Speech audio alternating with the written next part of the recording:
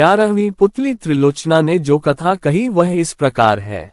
राजा विक्रमादित्य बहुत बड़े प्रजापालक थे। उन्हें हमेशा अपनी प्रजा की सुख समृद्धि की ही चिंता सताती रहती थी।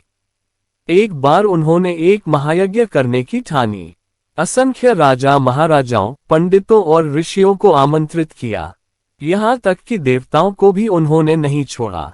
पवन देवता को उन्होंने खुद निमंत्रण देने का मन बनाया तथा समुद्र देवता को आमंत्रित करने का काम एक योग्य ब्राह्मण को सौंपा। दोनों अपने काम से विदा हुए। जब विक्रम वन में पहुंचे तो उन्होंने तय करना शुरू किया ताकि पवन देव का पता ठिकाना ज्ञात हो। योग साधना से पता चला कि पवन देव आजकल सुमेरु पर्वत पर वास करते हैं। उन्होंने सोचा अगर सुमेरु पर्वत पर पवन देवता का आवाहन किया जाए तो उनके दर्शन हो सकते हैं। उन्होंने दोनों बेतालों का स्मरण किया तो वे उपस्थित हो गए। उन्होंने उन्हें अपना उद्देश्य बताया। बेतालों ने उन्हें आनन फानन में सुमेरु पर्वत की चोटी पर पहुंचा दिया। चोटी पर इतना तेज हवा थी कि पांव जमाना मुश्किल था। बड़े बड़े वृक्ष और चट्टान अपनी जगह से उड़कर दूर चले जा रहे थे, मगर विक्रम तनिक भी विचलित नहीं हुए। वे योग साधना में सिद्धहस्त थे, इसलिए एक जगह अचल होकर बैठ गए। बाहरी दुनिया को भूलकर पवन देव की साधना में रत हो गए। न कुछ खाना, न पीना, सोना और आराम करना भूलकर साधना में लीन रहे। आखिरकार पवन देव ने सुधि ली। हवा का बहना बिल्कुल थम गया।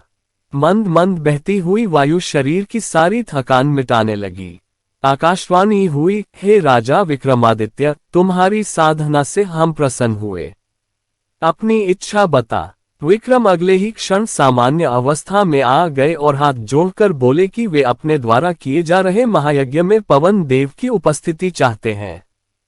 पवन देव के पधारने से उनके यज्ञ की शोभा बढ़ेगी। ये बात विक्रम ने इतना भावुक होकर कहा कि पवन देव हंस पड़े। उन्होंने जवाब दिया कि सशरीर यज्ञ में उनकी उपस्थिति असंभव है। वे अगर सशरीर गए तो विक्रम के राज्य में भयंकर आंधी तूफान आ जाएगा। सारे लहलहाते खेत, पेड़ पौधे, महल और झोपड़ियां सबकी सब उजड़ जाएंगी। रही उनकी उपस्थिति की बात, तो संसार के हर कोने में उनका वास है, इसलिए वे अप्रत्यक्ष रूप से उस महायज्ञ में भी उपस्थित रहेंगे। विक्रम उनका अभिप्राय समझकर चुप हो गए। पवन देव ने उन्हें आशीर्वाद देते हुए कहा कि उनके राज्य में कभी अनावृष्टि नहीं होगी और कभी दुर्भिक्ष का सामना उनकी प्रजा नहीं करेगी। उसके बाद उन्होंने विक्रम को कामधेनु गाय देते हुए कहा कि इसकी कृपा से कभी भी विक्रम के राज्य में दूध की कमी नहीं होगी। जब पवनदेव लुप्त हो गए तो विक्रमादित्य ने दोनों बेतालों का स्मरण किया और बेताल उन्हें लेकर उनके राज्य की सीमा तक आए। इस ब्राह्मण को विक्रम ने समुद्र देवता को आमंत्रित करने का भार सौंपा था। वह काफी कठिनाइयों को झेलता हुआ सागर तट पर पहुंचा। उसने कमर तक सागर में घुसकर समुद्र देवता का आवाहन किया। उसने बार बार दोहराया कि महाराजा विक्रमादित्य महायज्ञ कर रहे हैं और वह उनका दूत बनकर उन्हें आमंत्रित करने आया है। अंत में समुद्र देवता असीम गहराई से निकलकर उसके सामने प्रकट हुए। उन्होंने ब्राह्मण से कहा कि उन्हें उस महायज्ञ के बारे में पवन देवता ने सब कुछ बता दिया है। वे पवन देव की तरह ही विक्रमादित्य के आमंत्रण का स्वागत तो करते हैं, लेकिन सशरीर वहां सम्मिलित नहीं हो सकते हैं। ब्राह्मण ने समुद्र देवता से अपना आशय स्पष्ट करने का सादर निवेदन किया, तो वे बोले कि अगर वे यज्ञ में सम्मिलित होने गए तो उनके साथ अथाह जल भी जाएगा और उसके रास्ते में पड़ने वाली हर चीज डूब जाएगी। चारों ओर प्रलय सी स्थिति पैदा हो जाएगी। सब कुछ नष्ट हो जाएगा। जब ब्राह्मण ने जानना चाहा कि उसके लिए उनका क्या आदेश है, तो समुद्र देवता बोले कि वे विक्रम को सकुशल महायज्ञ संपन्न कराने के लिए शुभकामनाएं देते हैं।